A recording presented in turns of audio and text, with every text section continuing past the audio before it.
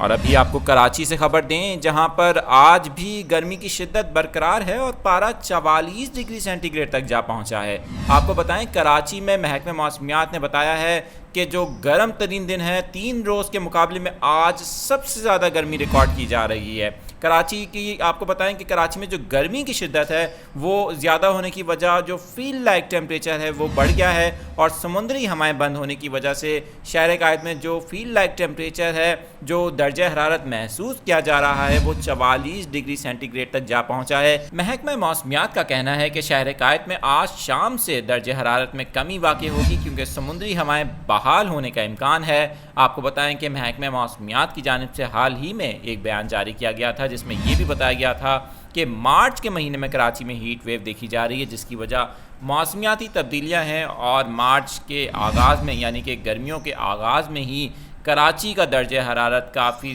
زیادہ محسوس کیا جا رہا ہے، ریکارڈ کیا جا رہا ہے۔ اس کی وجہ موسمیاتی تبدیلیاں ہیں، اور ابھی آنے والے دنوں میں مزید ہیٹ ویو بھی دیکھی جا سکتی ہیں، لیکن آج شام سے امکان ہے کہ کراچی میں سمندری ہوائیں بحال ہو جائیں گی، جس کے بعد درجہ حرارت میں کمی واقع ہوگی۔ اگر گزشتہ 3 دن کی بات کی جائے تو آج شہر میں کافی شدید گرمی ہے، 3 دن کے مقابلے میں آج 44 ڈگری سینٹی گریڈ تک پارہ پہنچ چکا ہے، اور شہر قائد میں گرم لو چل رہی ہے، جس کی وجہ سے شہریوں کو مشکلات کا سامنا ہے۔ ایسے میں محکمہ موسمیات نے شہریوں سے بھی